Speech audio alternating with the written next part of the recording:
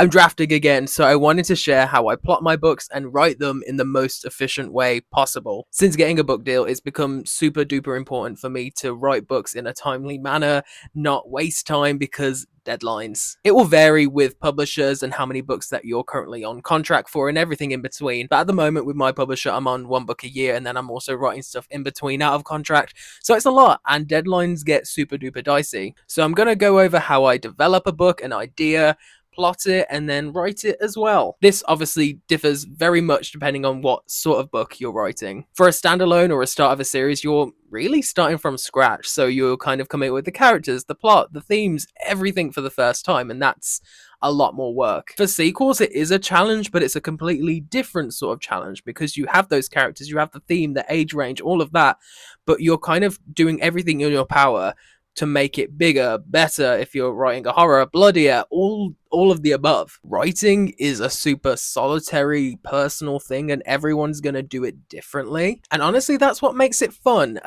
These tips, my process is not going to work for everyone, but if this is your first book you've ever written, if it's your 100th, I hope you get some tips maybe from this video. You may not. You may just like hearing me talk. That would be nice, with my little mini mic. But this is what works for me, and I hope you find some enjoyment in this video. If you don't know me, my name is Billwood. I'm the author of Let's Split Up and the upcoming Be Right Back. Let's Split Up is actually releasing in just under a month in the US, which is crazy. If you pre-order right now, you get a really cool Sprayed Edge edition anywhere you pre-order. And then Be Right Back, the sequel, is releasing on October 9th in the UK and next spring in the US, I believe. I have a lot more stuff in the works, but that's all I can say right now. Oh, I guess there is a TV show coming, I could say that, but the rest is hush hush. So we'll start with developing your idea, of course. I'm going to take it that you have a general premise. I think for me, this is honestly the hardest part sometimes, trying to come up with something that feels original enough that you feel like maybe you have a certain life experience that you think could translate well into a novel or some sort of version of that. So the spark, the initial idea is what I like to call the spark. It's kind of the first thing you think of that makes you want to start writing that certain book. It's going to be different for everyone, whether it's a character, a plot point, a really cool scene. Maybe you thought of the murder in your book and you want to write that and it's just inspired you to write a whole book about it. Or maybe it's a theme or a what if moment or even a comp. I think for me, my book Let's Split Up, my first thought for that book, I'd finished watching a Scooby-Doo movie and I was like, oh, I wish Scooby-Doo was a bit darker. There we go. That was my spark. So I think find that spark. It's a lot easier said than done because sometimes you're just starved for ideas. And I think that's when consuming content in the place that you want to write is super important, whether it's reading books in your genre, your age group, or watching stuff, playing games. I think you can find inspiration in any media, and every idea, guys, has been done. So finding inspiration in other things is fine. Everyone does it. Every book can be comped to another book, another film, TV show, movie. I've said that. You know what I mean? If everything's been done. So once you have that spark, that idea, write everything you possibly could about that idea onto a Word document. For me, it's normally my notes app. Anything you can think of that is remotely related to it.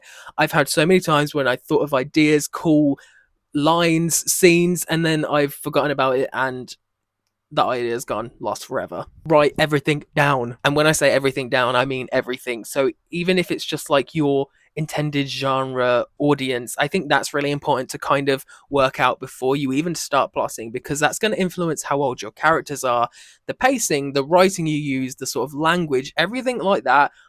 It's different for every genre, age range. So if you get that cracked on, if you work out what that is before you plot and write, it makes your life so much easier. I've had many times where I've intended to write a certain book and then the writing is completely different and it doesn't fit and I've had to go back and rejig stuff. I most recently set out to write an adult book and I finished the adult book. I sent it to my agent. She goes, okay, love this, but there's nothing really making this adult.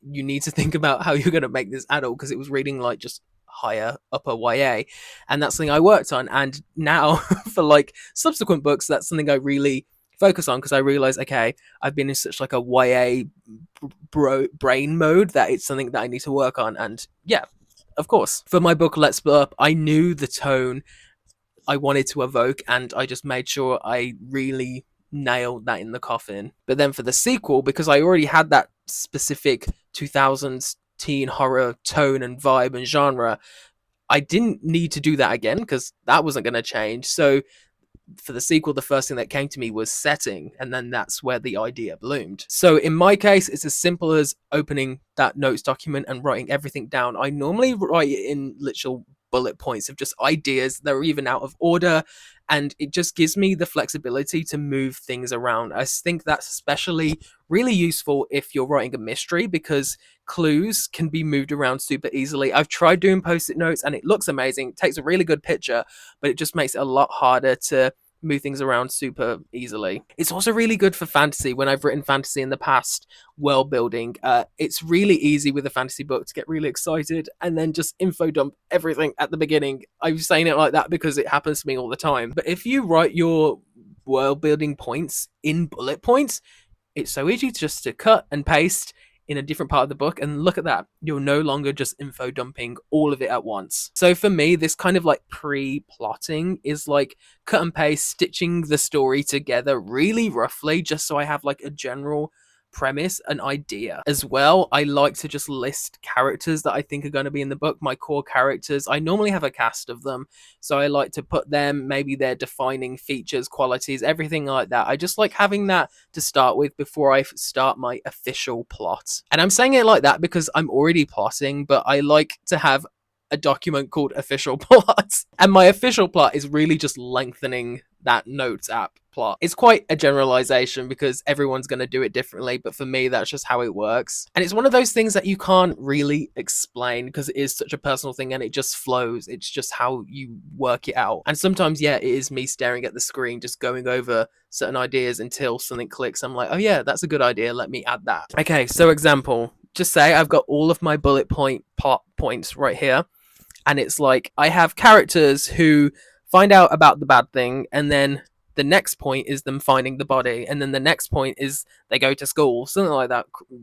Awful example, but you know what I mean. But if the book was just those plot points, the book is going to be like 50 pages. So you need to fill in the points to make a full-length novel. I mean, it's going to depend on what sort of book you're writing. If you're writing middle grade, you're going to be like 30 to 50k. If you're writing YA, you want at least 70, right? So instead of the kids just they meet and find out about the bad thing, they're then at school when they hear like some rumors about something, and then they find the body, and then they go to the library to investigate, and then they do this, and then they do this, and you're kind of stitching together a book, because you think if you're watching a movie, they don't just do this, and then the film ends. There's things in between to make the story. You have to have like those down moments so the highs feel really high. There's this app called Plotter. This is not sponsored. I just really, genuinely, really love the app. I think it's paid, but I've only ever paid for it once. I've never paid multiple times. I think there's options to do that, but for what I use it for, I don't really need those other features, I think. But it's a great app where you can store all your character information, you can make character cards, setting, world building, but also plot the book. It gives you a bunch of different structures to choose from. I think there's the Save the Cat on there, the hero's journey, 3-act structure. I think there's like 4, 5 act. There's so many things I'd never heard of, but there's like specific romance beat sheets, all that sort of stuff. And it kind of gives you, I'll put a picture, I can't even describe it, but it gives you like things and you can click into it, write those things. I'm explaining this so badly, and I'm doing it so badly because I don't use it all the time. For me, Plotter is something I use for a standalone or a first book in the series because it is such an overload of information. So like when you have a sequel, you don't necessarily need it, because you've already got the character information, you've already got the world building down. It just doesn't make sense for me to use this app to plot the book when I know the structure. I think I've written enough books now that I've kind of cracked a structure that I don't need an app to help me do that. But if you're needing something like a little bit more structured and easy to navigate, Plotter is great. It's Plotter without the E. Highly, highly recommend it. So by the end of this stage, I normally have a plot. If you're traditionally published like me, this is kind of the point where I think most people send it to an agent or an editor to have a look over. It's going to be different for every publisher, and I found that with publishing, every publisher does every single step of the journey differently. For me, the relationship that I've got with my editor now, we kind of have worked out a way to kind of streamline the writing process for me, and it's working really, really well. So at this point, I've written a plot that I'm happy with. It's quite detailed. I'll send it to my editor, and we kind of do a developmental edit on the plot, on like my plan. I know this is not going to work for everyone, but I think with me, when we're really on a time crunch, it's great because it means that we barely have to do much of a developmental edit after I finish my first draft. But then, oppositely, books I've written out of contract, which if you're not signed to an agent or have a traditional publishing deal, this is the boat that you're going to be in. I've just written a fantasy. Oh, I mean, I finished writing it in April. We're going to go on submission with it soon, but that was out of contract, so it was all me. I was kind of editing my plot myself, but at this stage, I get to writing. I kind of had a turn last year after really procrastinating with writing for so many years to learn just to bang out a draft, even if it's awful, because guess what? First drafts are always awful. I think it's so easy to compare yourself to like a finished product on your shelf. You can pick up any of these books, they're incredible, and you're like, ugh, my writing's awful compared to this. It's like, yeah, because that's like the 20th draft of the book. The hardest part of writing, is the doing it, is sitting down and writing the book. I always used to love calling myself a writer, but then I wouldn't fucking write. Like, I would just procrastinate and then not doing anything. And from social media, I know I am not alone. We're all guilty of doing it because it is a daunting thing. Having to write a novel, which is like at least 70,000 words most of the time, sometimes over 100 if you're writing a fantasy, that is scary. And I think the idea of sitting down and just doing that is so intimidating. So earlier this year, my friend told me about this website called Pacemaker. Again, not sponsored, I wish. And it has kind of changed my life. Before, I would track my deadlines by just like my word count and then like, okay, I want to write 2,000 words today. And like, yeah, that is, you can do that. But I think visualization stuff, structure really helps me to stay on track. And again, when you've got deadlines, you need to. And Pacemaker's really good because you can choose the deadline date. If you've got one from your publisher, or if you just want to set your own deadline, you can set that. You can set how many words you think your book's going to be. Again, it's going to be different depending on the genre, the age range of your book, how you want them to kind of track your book, and then it will give you a word count estimate for every day. And what I like about this as well is that you can customize everything. So if you don't want to write on weekends, you can say that. If you want to write more on weekends, you can say that, and it will work it out so it gives you like something to hit every day. And for me, that structure is how I survive, is how I'm able to write. I don't know what it is. As soon as I'm like out of a routine, out of a structure, I just spiral. When I left college, sixth form in the UK, I just, the first time in life not having that structure, I just was a mess. And I had to teach myself to make my own structure, my own routine. And I'm sure I'm not alone on this, but it really felt like I was at the time. And it's going to be different for everyone. If you're using Pacemaker, make it like realistic. For me, like 2,000 words a day is realistic, but for most people, it's going to be less. Consistency is more important than speed. It's not a race. It's not a race. What's the phrase? It's not a race. It's a horse. That isn't. Don't listen to that. So first draft, zero draft if you must. That is literally when you're writing everything without the description. I do that sometimes. I'm a huge underwriter. Like, I've gotten a lot better recently, but before I would get so excited about scenes and just rush through, miss out all the description stuff, miss out important stuff, and end up with a book that's like 50k at the end of it. I don't really do that anymore, but my books are definitely on the shorter side compared to some other people's, and I have to edit to add in that depth, that structure, all that sort of stuff. But that is what editing's for anyway. You can add all that stuff in afterward. I've also written out of order before. This is something that I do quite often when I'm feeling a little bit unmotivated, especially when you kind of hit like 20,000, 30,000 words into a book. That's when I'm like, ugh, I've still got like 50,000 words to write, and it's scary. And the way that I now use to like motivate myself, because I've got this really nice structured plan, I will go through, find a scene that I'm really excited to write, and write that. And because I've plotted it really well, it's really easy to slide in afterwards. And then this is where my writing software comes into hand. Scrivener, it is not needed at all, but oh my gosh, I just couldn't write without it, so maybe it is needed for me. Scrivener is a really good writing software. It is paid. I want to say it's like $20, 20 quid. I paid for it in 2017 and I've been using it ever since. What I like about Scrivener is that every time I've used Word, because it's kind of like the industry standard for editing novels, Every time I've used Word, when you hit kind of at least 50,000 words, it starts lagging and it's so buggy. I've lost so many words, so much progress editing because Word is so buggy and it can't handle big documents. But Scrivener, I very rarely have issues. I like that it auto saves my work too, and it makes it so easy to navigate. I think with Word, you can obviously make chapters, but it's a lot harder for some reason. I don't know why they don't fix that. But with Scrivener, you just make a new part, a new chapter heading, a new anything, a scene, and it's just so easy. And it makes it even easier if you do want to write out of order. You can easily just drag and drop the scene into different chapters, and it's so, again, easy. And then again, if you need that extra boost, you can use Scrivener to literally format the book to see what it would look like, how many words it would be as an actual book.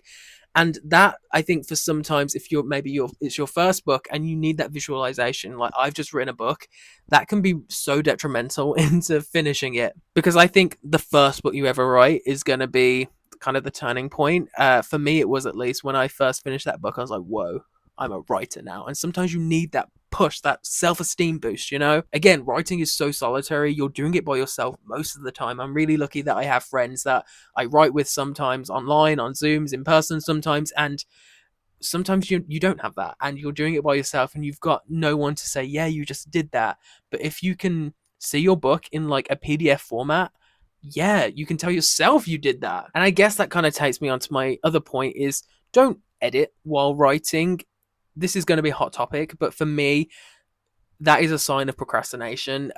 Yeah, sure, you might have a little bit of a cleaner first draft, but you're going to finish the book half as fast. And I think, again, if it is your first book, just getting it on the page is so much like more beneficial for your time, more efficient for you than doing that. Just the feeling of like finishing your first draft is like, there's no feeling like it. It's just the best feeling ever. Like when you press that last full stop, it's amazing. Like even now, after I've written like 6-7 books, funny enough, I have a plot for this video in my notes app.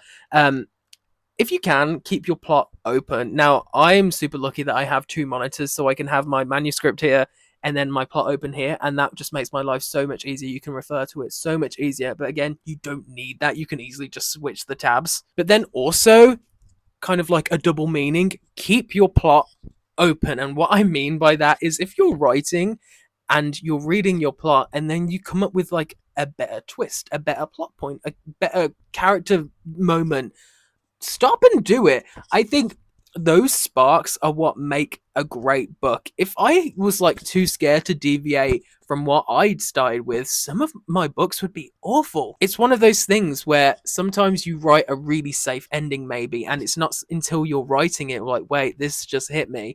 Don't be scared to like switch it up, because those plot twists are what make a great book. Don't be scared to do that. And finally, I'm going to end it here because this video is quite long.